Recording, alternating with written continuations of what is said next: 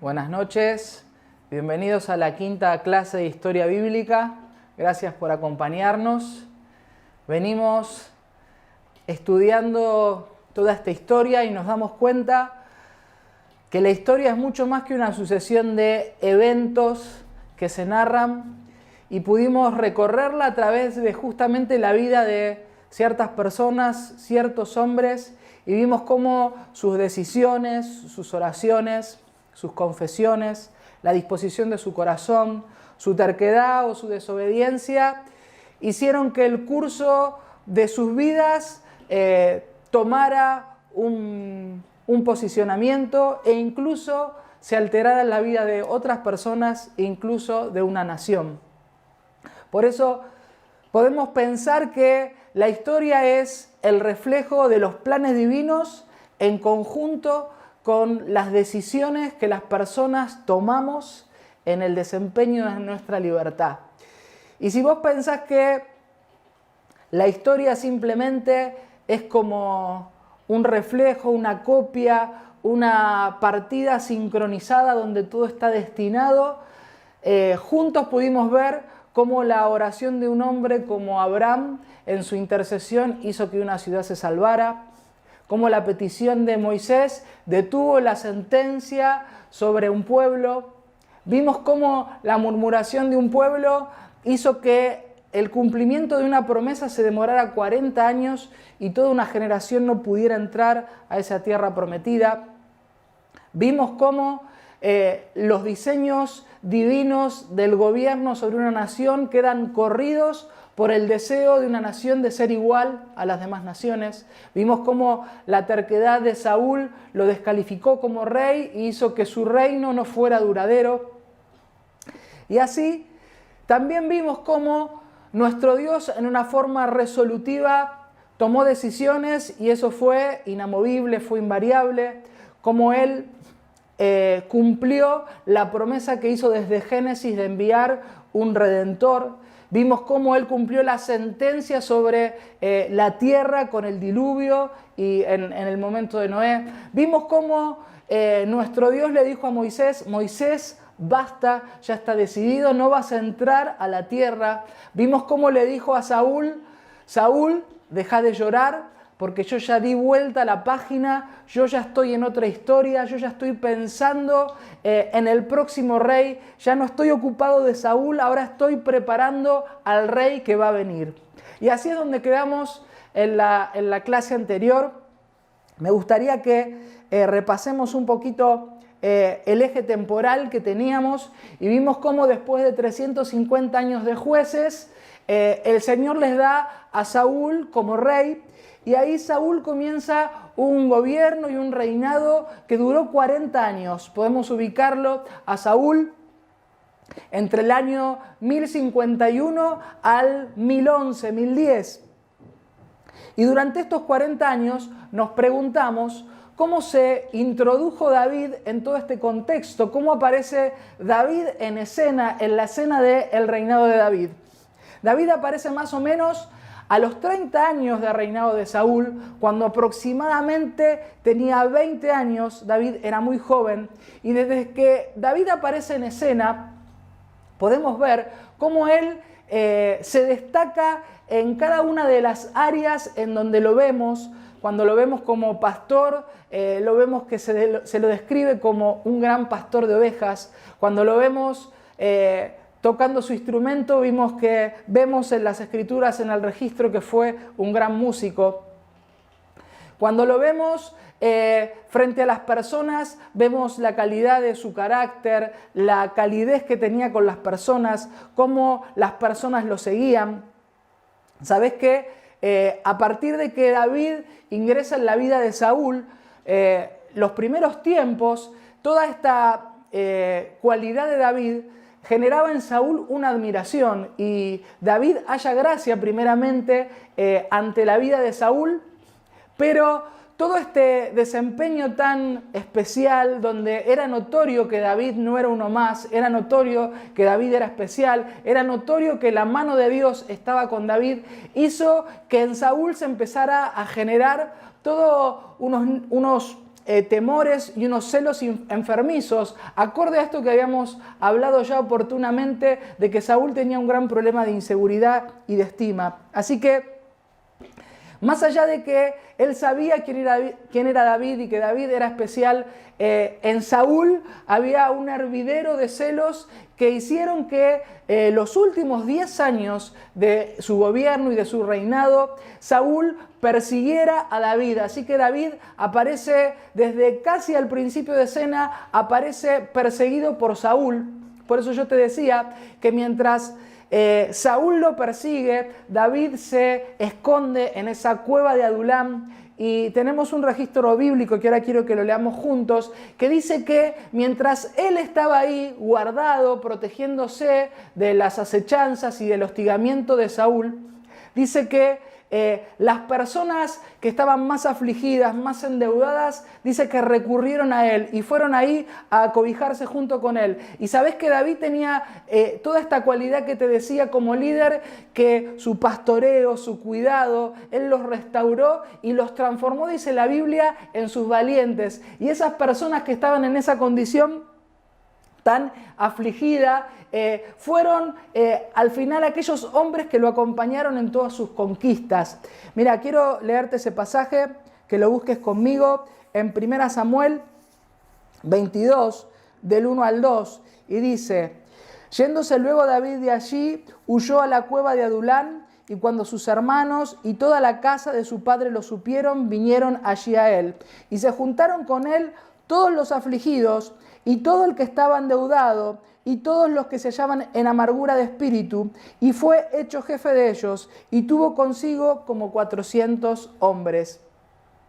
Este fue David, el hombre elegido por Dios, y lo vemos a Saúl como sus últimos actos de gobierno complicaron su situación. Nosotros habíamos visto la clase pasada que Saúl había cometido ciertos errores que habían hecho que Dios lo descalificara como rey. Pero justamente hablando de esto que hablábamos al principio, de que las decisiones que tomamos, la forma en la que actuamos, generan y determinan cómo van a suceder los próximos hechos. La forma en que Saúl obra unos días antes de su muerte fueron determinantes. Y yo quiero que me acompañes en el pasaje de 1 Samuel 28:3 que encontré, que me pareció muy interesante.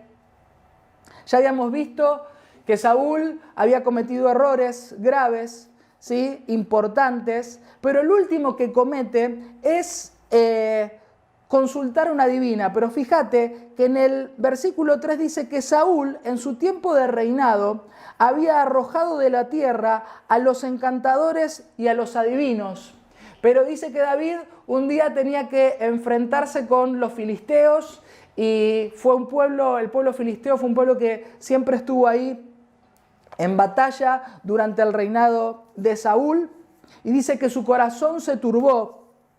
Ahí tenemos en el versículo 5, dice: vio Saúl el campamento de los filisteos y tuvo miedo, y se turbó el corazón de él en gran manera. Y ahí dice que lo consultó al Señor, pero el Señor no le respondió. Entonces en el versículo 7 dice que le pidió a sus criados que busquen a alguna mujer que tenga espíritu de adivinación. Y justamente en el pasaje de 1 Crónicas 10, 13 al 10, explica cómo es el cierre de Saúl y por qué Saúl termina como termina. Y dice así: así murió Saúl por su rebelión con que prevaricó contra Yahweh, contra la palabra del Señor, la cual no guardó, y porque consultó a una adivina y no consultó al Señor. Por esta causa lo mató y traspasó el reino a David, el hijo de Isaí.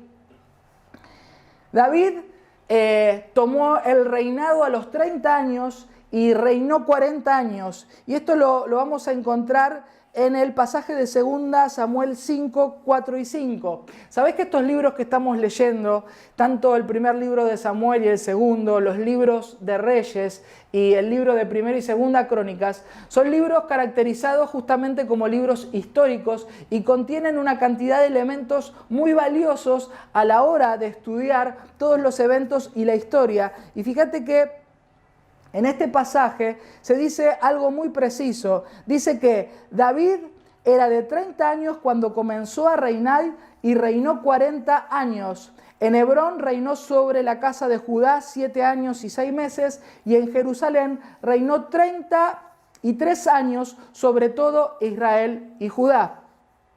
Quiero dejarte las citas porque todas las cosas que estamos hablando tienen un pasaje bíblico que las está respaldando. Y quiero dejarte el pasaje de 2 Samuel 2, del 1 al 4, donde dicen que apenas muere Saúl, los varones de Judá lo van a buscar y lo ungen como su rey. Por eso David primero es rey sobre la tribu de Judá, ¿sí? Sobre Judá, es rey por 7 años y tiene base su reinado en Hebrón. Y el pasaje de 2 Samuel 5, del 1 al 3, habla que después de estos 7 años, el resto de las tribus de Israel lo van a buscar y le dicen: David, vos incluso mientras vivía Saúl, eras aquel que nos permitía ganar todas las guerras. Así que ahora te pedimos que seas nuestro rey y que seas rey sobre todo Israel. A partir de ahí, a partir de esta convocación del resto de las tribus de Israel, David establece su gobierno y su reinado en la ciudad de Jerusalén. Si vos te acordás, en la clase pasada habíamos visto que Jerusalén recién es completamente conquistada por David, ¿sí? Y acá hay un pasaje que te voy a dejar, que está en Primera Crónicas 11, del 4 al 9, pero quiero leerte algunas cositas que podemos rescatar de este pasaje. Dice que entonces se fue David con todo Israel a Jerusalén, la cual es Jebús, y los jebuseos habitaban allí. Dice que los jebuseos le dijeron: no vas a entrar, David. Pero David había dicho: el que primero derrote a los jebuseos será cabeza y jefe. Entonces Joab, hijo de Sarvia, subió primero y él fue hecho jefe. Y David habitó en la fortaleza y por eso la llamaron la ciudad de David. Y dice que a partir de acá David trabajó junto con Joab. Joab pasó a ser el jefe de los ejércitos y dice que trabajó en la restauración de la ciudad de Jerusalén. Y David dice que a partir de acá recibió todo el respaldo de Dios y su reinado fue creciendo. Y dice que el respaldo de Dios estuvo sobre David. Ahora, podemos ver que David fue un gran rey, fue un gran hombre. Y esta persona que recién mencionamos, Joab, que yo te decía que era el compañero de batalla, era aquel que lo cuidaba a David con fidelidad, lo protegía en las batallas, era el hombre de confianza que iba a cumplir con las demandas de David, era casi un incondicional de la vida de David. Fue una de las personas que fue clave para todas las conquistas que David logra. Y esto nos habla de que incluso un hombre tan grande como David necesitó personas a su lado que colaboren con él.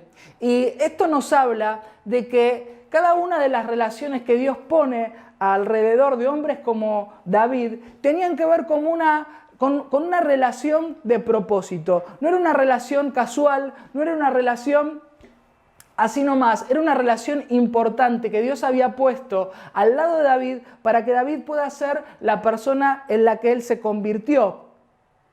Y sabes que Joab fue el hombre que en su momento, cuando David comete un error muy importante, que fue censar al pueblo, una vez que le había conquistado mucho territorio, David tiene la idea de censar al pueblo y dice que Joab, que era una persona de su confianza, un amigo, fue y lo hizo reflexionar a David y le dijo: David, ¿para qué vas a hacer esto? Pero David dice valer su palabra como rey y no lo escuchó, y después de esto David y la nación tuvieron que sufrir un castigo de parte de Dios que fue una peste que trajo mortandad. Pero Joab justamente era un hombre que estuvo al lado de David para advertirle, para guardarlo, para cuidarlo. Y yo quiero hablarte un segundo, vamos a seguir hablando de otras personas que estuvieron al lado de David, pero que vos puedas entender que cada persona y cada relación que tiene un propósito no significa que sea una relación perfecta. La relación que tuvo David con Joab no fue perfecta. De hecho, en el final de sus días hubo un desencuentro entre ellos. Pero sí lo que tenemos que tener claro que ninguna relación tiene perfección, porque los componentes de una relación, ¿sí?, cargan sobre esa relación los defectos de cada uno. Pero que un matrimonio no sea perfecto, que una amistad no sea perfecta, ¿sí?, no significa que no sea una relación de propósito. Y lo vemos también en otra persona de la cual te quiero comentar, que es de Jonathan, ¿sí?, el hijo de Saúl. Hay un pasaje que podés ahí agendar y anotar y leer también conmigo, que está en 1 Samuel 18, del 3 al 4, y dice que Jonathan hizo un pacto con David, dice que lo amaba como a sí mismo, y dice que Jonathan se quitó el manto que llevaba puesto y se lo dio a David, con toda su ropa, su espada, su arco. Cuando hablamos de Jonathan, que se transformó en el amigo de David, hablamos de un hombre que era el príncipe heredero por derecho. Pero más allá de esto, Jonathan fue la primera persona que creyó en lo que Dios iba a hacer con David. Fue la primera persona que sabía cuál era el destino de David, que David estaba destinado a reinar sobre Israel. Justamente Jonathan, yo te decía, las relaciones no eran perfectas, esta relación tampoco fue perfecta, porque Jonathan era el hijo de un enemigo de David. Pero dice que Jonathan tuvo la capacidad de ver quién era David, y cuando se sacó el manto y se lo dio a David y se lo puso a David, fue como decirle: David, vos sos el elegido para reinar sobre Israel. Y de esa forma Jonathan decide que, más allá de que él podría sentir que tenía el derecho a reinar y a gobernar, él no podía oponerse a una elección que Dios ya había hecho. Y este fue el amigo de David, alguien que había confiado en David, que había visto, que había creído en lo que Dios iba a hacer en su vida. Y otra persona que estuvo al lado de David y que es clave también en los hechos que tenemos registrados en esta historia, es el profeta Natán, ¿sí? Es el profeta que tuvo David a su lado. Es una persona que lo amaba, pero era una persona que tenía una clara objetividad, que tenía temor delante de Dios y que respetaba al rey. Y dice que Natán, vemos los registros de la Biblia, y Natán era esa persona que le podía decir a David aquellas cosas que nadie le quería decir, incluso aquellas cosas que David prefería no escuchar. Y este era Natán, ¿sí? Y gran parte de lo que fue David fue porque tuvo a este profeta a su lado, que lo ayudó a reflexionar, que lo ayudó a arrepentirse. De hecho, Natán es el que lo confronta a David ante su pecado, cuando David había mandado a matar al marido de Betsabé, a Urías, y se había quedado con la esposa de Urías. Y dice que Natán se presentó delante de David y expuso su error y expuso su pecado, y Natán lo ayudó a reflexionar, a arrepentirse, y vemos cómo David en este error tan complicado, uno de quizás de los más graves de David logra arrepentirse. Aunque David en ese momento pierde al hijo que Betsabé había tenido, David tiene un acto de arrepentimiento. Y ¿sabes qué? Cuando miramos y comparamos la vida de David y de Saúl, podemos ver que los dos cometieron muchos errores. Pero ¿cuál es la diferencia entre Saúl y David? Cuando lo vemos a David ante un error y ante una falta, vemos que él tiene una actitud de arrepentimiento. Incluso podríamos ver que este hombre que en tantas facetas era un hombre muy destacado, con un desempeño excelente, era un hombre que se destacaba en todas las cosas. Vemos como una de sus facetas más difíciles, más débiles, una de sus costados más vulnerables era su paternidad. Vemos que David tuvo muchos problemas con su familia, con sus hijos. Tuvo hijos que se enfrentaron entre sí, tuvo hijos que se le rebelaron, que se le opusieron a él mismo, Absalón, Adonías, Amnón. Y David esto fue la causa del mayor sufrimiento de David, la debilidad que él tenía respecto a su paternidad. Pero decíamos que más allá de todos los errores que David tuvo, lo que podemos ver es cómo David podía humillarse, podía reflexionar, podía volverse, cómo David se hacía cargo de sus errores y asumía las consecuencias de cada uno de sus actos, algo que no vemos en la historia de Saúl, algo que no vemos en la vida de Saúl.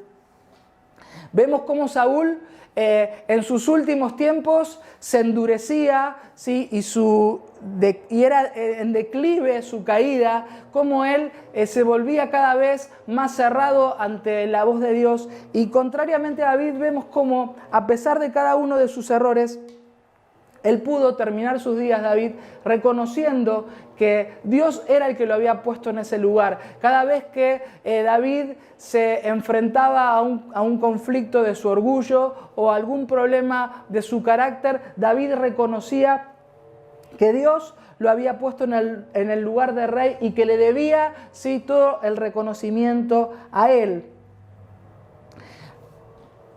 Hablábamos de que David reinó 40 años. Cuando David termina su reinado, sucede a David su hijo Salomón. De Salomón sabemos que también reinó 40 años y como destacados sabemos que fue un hombre muy sabio, sabemos que pudo cumplir el deseo de su padre de levantar un templo, sabemos que tuvo un nivel de conquistas territoriales como nunca tuvo Israel, que se destacó el reinado de Salomón por las construcciones que tuvo y por todo el reconocimiento global de otros pueblos y de otras naciones respecto a la nación de Israel.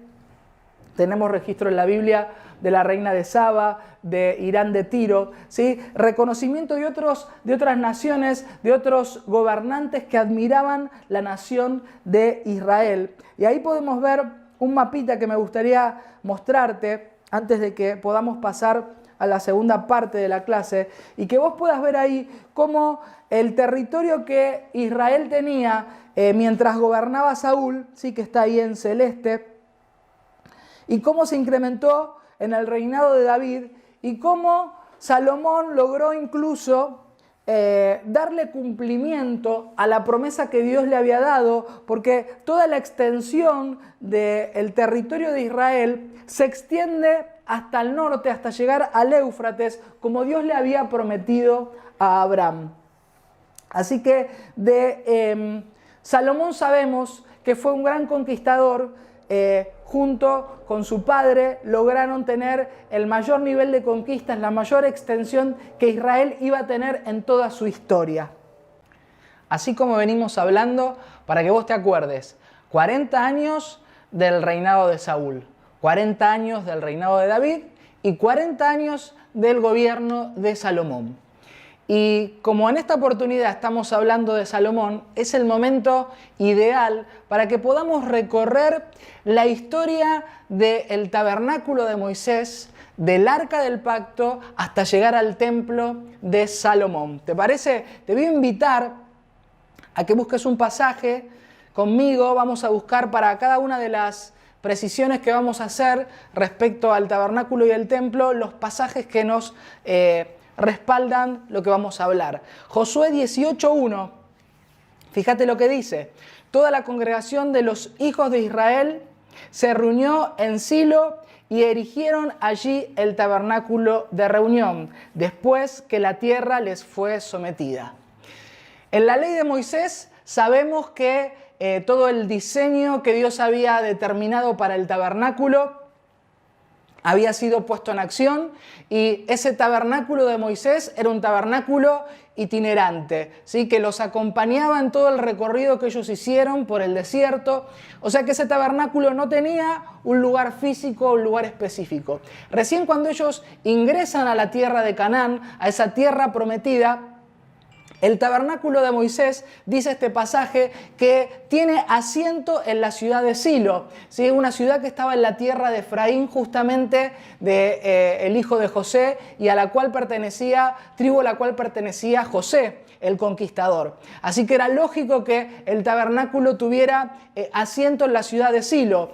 En el pasaje de 1 Samuel, incluso vemos que Elí como sacerdote estaba ministrando en esta ciudad que estamos hablando, en la ciudad de Silo, donde fue consagrado Samuel. Es importante, vamos a ver la placa con el tabernáculo de Moisés para que lo recordemos, ¿sí? Todo ese espacio del atrio, ¿sí? Exterior, y después una tienda cubierta que tenía un espacio dividido por un velo, el lugar santo y el lugar santísimo, y dentro del lugar santísimo estaba el arca del pacto que simbolizaba, que reflejaba, que representaba la presencia de Dios. Y respecto al arca del pacto que estaba en ese lugar santísimo, necesitamos juntos revisar una historia que está en 1 Samuel 4. Sabes que los israelitas, desde los tiempos de los jueces, habían sido hostigados por un pueblo llamado los filisteos. Así que desde jueces hasta el reinado de David, los filisteos fueron un pueblo combatiente, protagonista en toda la historia. Mira, si querés podemos ver un mapita para que vos te ubiques. Ahí es esta tierra que el Señor no les había permitido conquistar a los israelitas y había dejado dentro de otros pueblos al pueblo de los filisteos para probar al pueblo de Israel. Así que en el contexto de esta historia de 1 Samuel 4 está Elí como sacerdote y dice que el pueblo de Israel estaba perdiendo contra los filisteos. Entonces los ancianos tuvieron una idea y dijeron: traigamos el arca del pacto, saquémosla del lugar santísimo y traigámosla acá en el campo de batalla a ver si Dios con su presencia nos da la victoria. Imagínate que al hacer esto el pueblo de Israel no tuvo la victoria y lo peor que pudo haber pasado fue que el pueblo de los filisteos captura el arca del pacto y la lleva a su tierra. El arca del pacto en la tierra de los filisteos produjo una mortandad, así que los filisteos se sacaron de encima prontamente el arca estuvo 7 meses con los filisteos y después la devolvieron.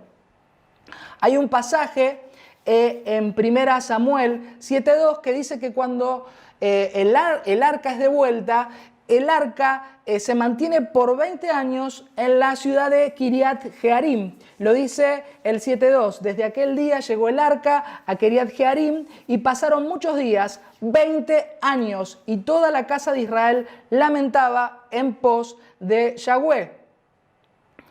Recién cuando David conquista la ciudad de Jerusalén y establece así su gobierno, su palacio, ¿sí? Su lugar de asiento y de gobierno, es trasladada el acta hacia Jerusalén, ¿sí? Hay una historia que muchos conocemos y que siempre recordamos, que está en 2 Samuel 6, 16 y 17. Dice que cuando logran trasladar el arca a Jerusalén, esto trajo una alegría muy grande a David y al pueblo, y dice que en medio del festejo ingresó el arca. Es esa historia donde la esposa de David, Mical, lo menosprecia a David por haber entrado danzando en medio del pueblo. Y dice ese versículo que yo te decía, el 16, cuando el arca del pacto llegó a la ciudad de David, aconteció que Mical, hija de Saúl, miró desde su ventana y vio al rey David que saltaba y que danzaba delante de Yahweh y lo menospreció en su corazón. Y metieron pues el arca de Yahweh y la pusieron en su lugar en medio de una tienda que David le había levantado. Y sacrificó David holocaustos y ofrendas de paz delante de Yahweh. Fíjate acá, hay un tema que generalmente no reparamos y es muy importante. Cuando el arca ingresa a Jerusalén, el arca no es introducida dentro del lugar santísimo y dentro del tabernáculo de Moisés, sino que dice que la pusieron en una tienda que David había levantado. Por eso esa tienda pasa a ser conocida como el tabernáculo de David.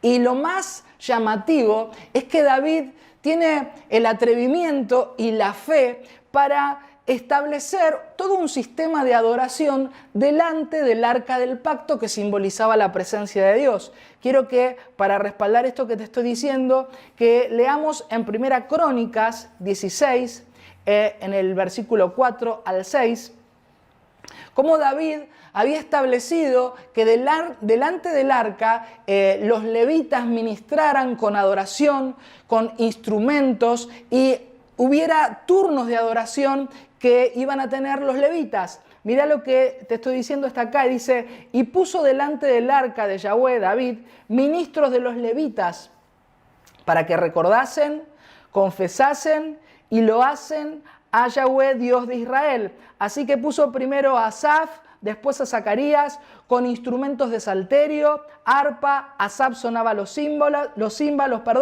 y también sonaban trompetas delante del arca del pacto. Y el versículo 37 de este mismo capítulo dice: y dejó allí delante del arca del pacto a Asaf y a sus hermanos para que ministrasen de continuo delante del arca, cada cosa en su día. Así que yo quiero que vos tengas noción de lo que estaba pasando. El arca del pacto, ¿sí?, hasta que la capturaron los filisteos, estaba en el lugar santísimo. Y sabés que a ese lugar solamente se accedía una vez por año y una sola persona, el sumo sacerdote. En esa fiesta de expiación que se celebraba anualmente, podía ingresar a ese lugar. Y David había establecido un nuevo sistema en donde todos los días de continuo había ministros y levitas delante del arca, delante de la presencia de Dios. Así que tenemos por un lado este tabernáculo de David que funcionaba con esta administración de continuo, y por el otro lado, en este mismo capítulo, quiero que puedas identificar cómo el tabernáculo de Moisés estaba vigente, pero estaba en otro lugar, estaba en Gabaón. Dice así el versículo 39 y 40 del capítulo 16 de 1 Crónicas.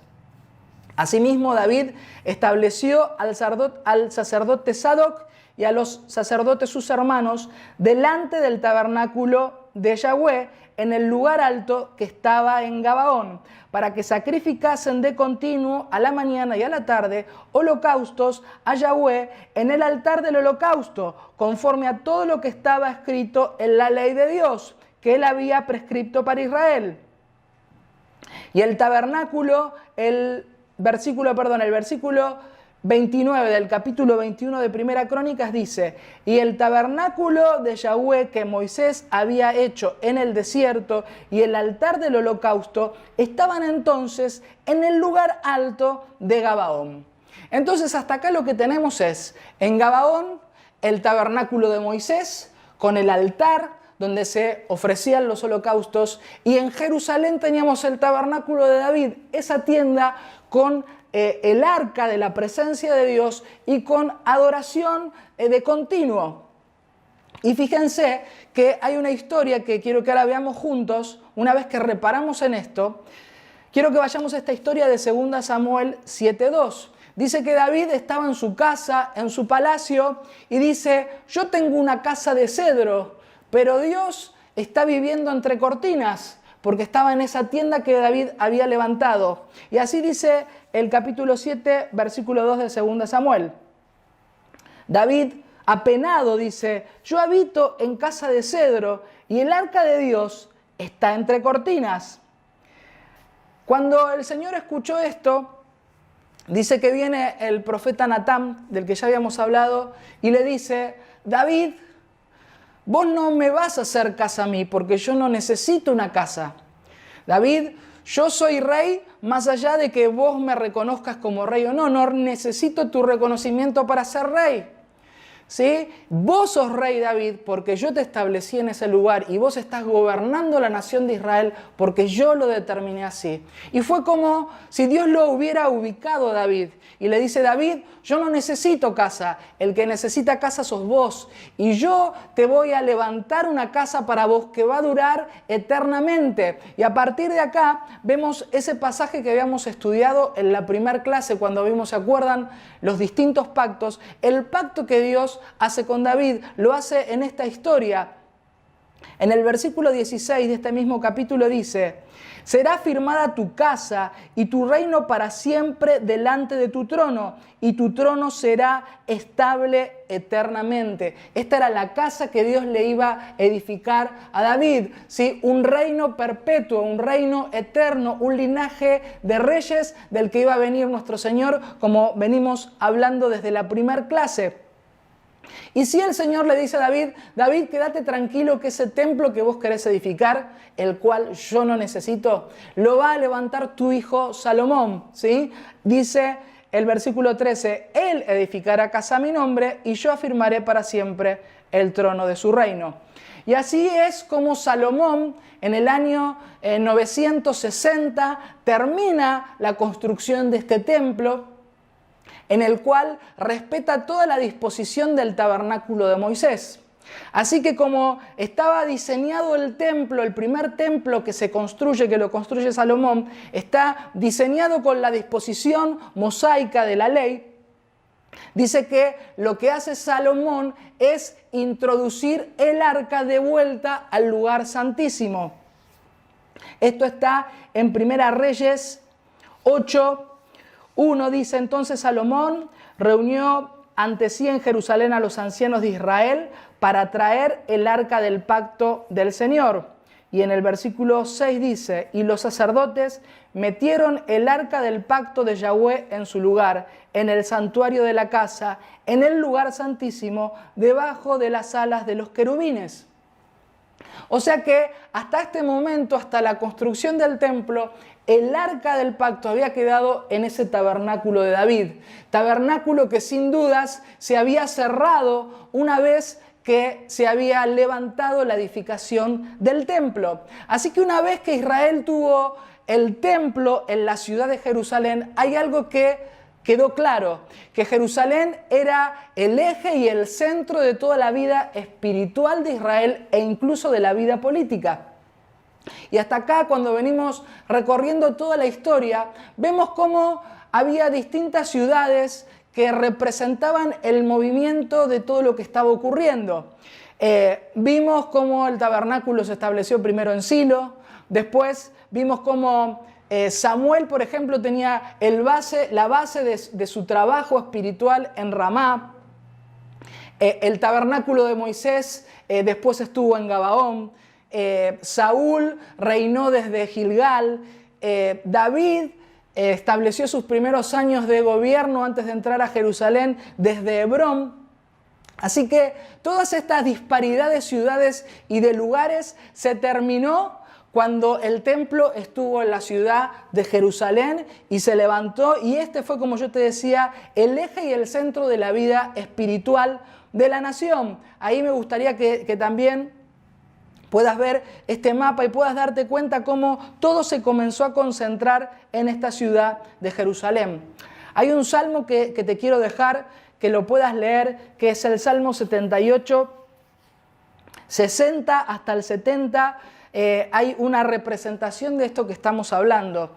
El autor del Salmo dice que Dios, en el versículo 60 dice: no eligió el tabernáculo de Silo, la tienda que habitó entre los hombres. Dice que desechó esa tienda que estaba en el territorio de José, donde estaba la tribu de Efraín, y no escogió a la tribu de Efraín, sino que escogió a la tribu de Judá, el monte de Sión, al cual amó. Acá estamos hablando de esta ciudad amada por David y amada por Dios, que fue Jerusalén, y edificó su santuario a manera de eminencia, como la tierra que cimentó para siempre, y eligió a David su siervo.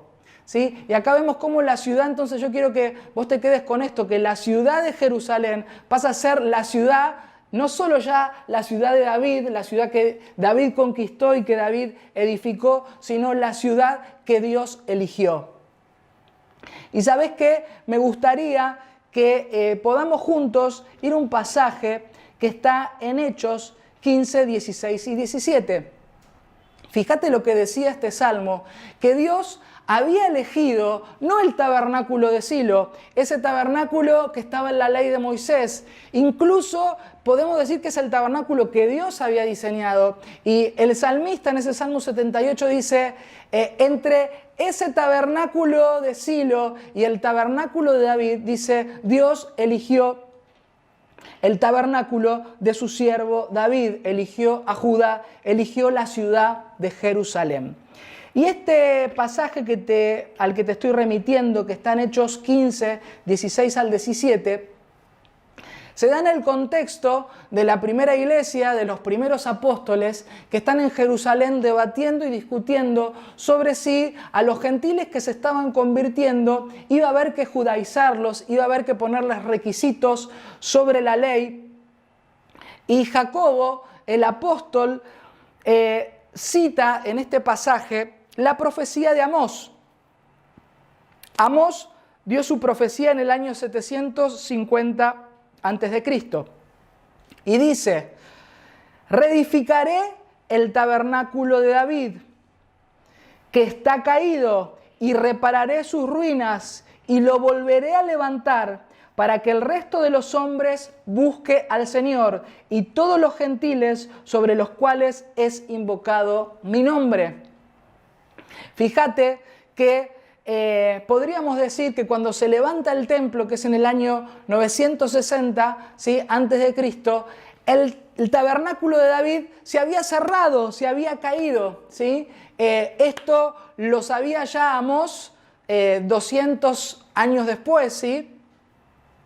Y el apóstol en Hechos cita este pasaje diciendo, Dios no va a restablecer y a restaurar el tabernáculo mosaico. Dios está interesado en restaurar el tabernáculo de David, ese que se había cerrado una vez que se edificó el templo, ese que tenía el arca del pacto, que representaba la presencia de Dios y ante la cual todos los ministros podían desarrollar su adoración con libertad, como esos levitas podían estar en libertad delante de la presencia del arca.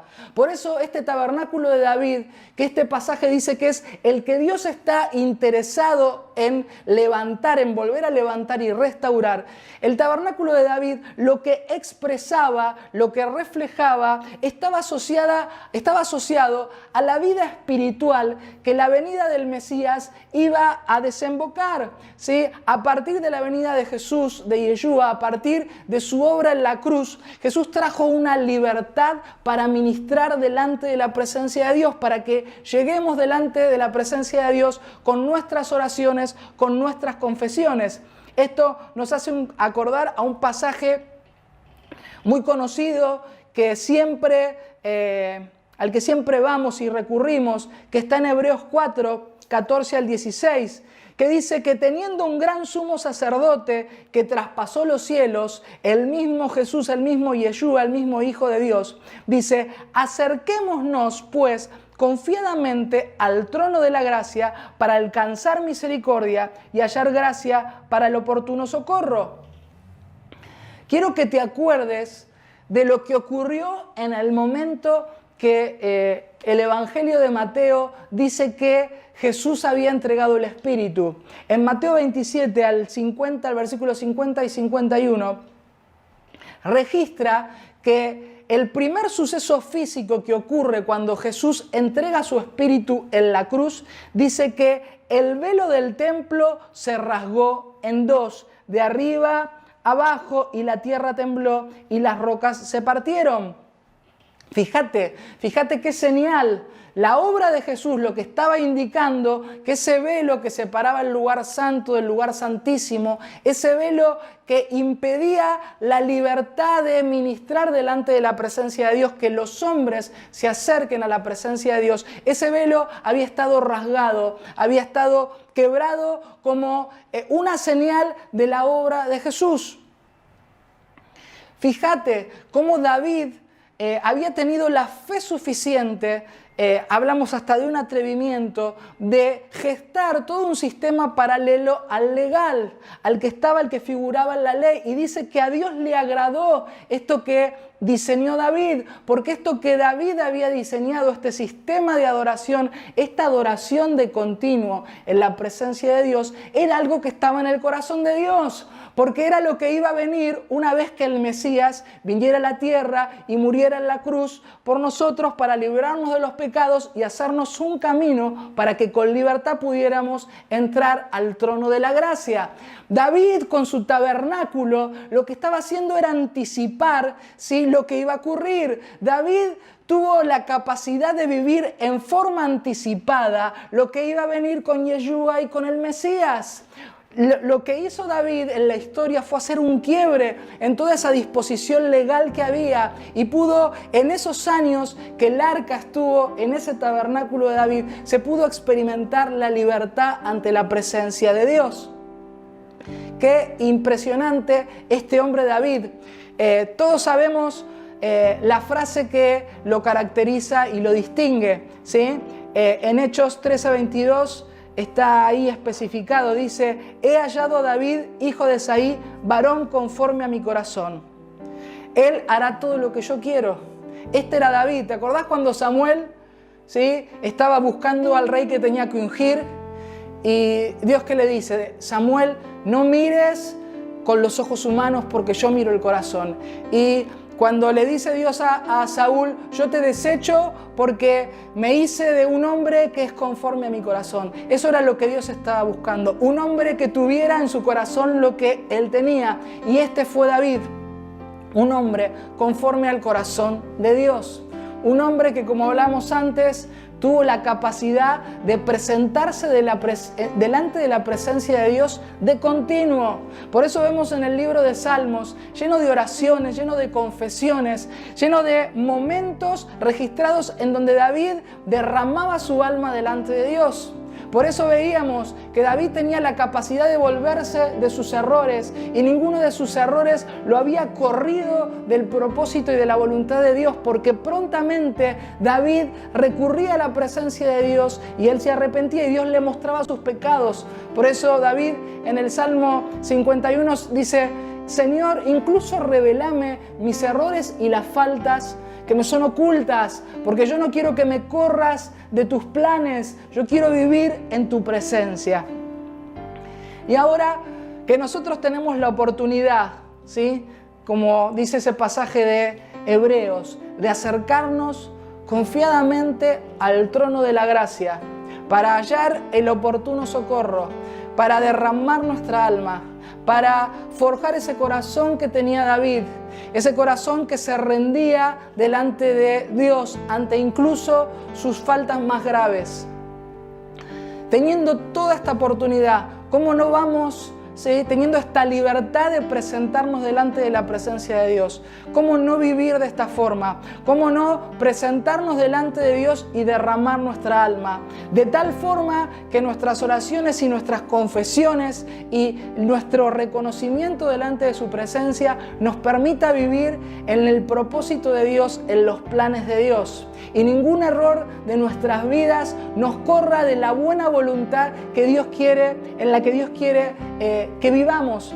Por eso, esta historia nos habla de qué importante es que podamos vivir delante de su presencia, qué importante es que estemos delante de su misma presencia para que Él pueda mostrarnos nuestros errores, nos podamos arrepentir y podamos siempre estar en sus propósitos. Yo te invito a que, como hizo David, ¿sí?, guardes en tu corazón todo lo que Dios desea para vos. Y Dios desea encontrarse con vos delante de su presencia.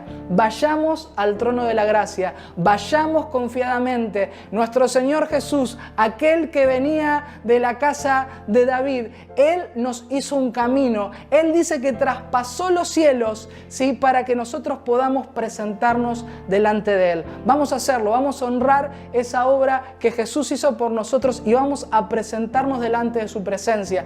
Vamos a humillarnos delante de su presencia. Vamos a pedirle que nos muestre aquellas cosas que Él tiene que trabajar en nosotros. Vamos a decirle: Señor, queremos vivir en tus propósitos. Vamos a entregarle al Señor ese corazón que Él desea.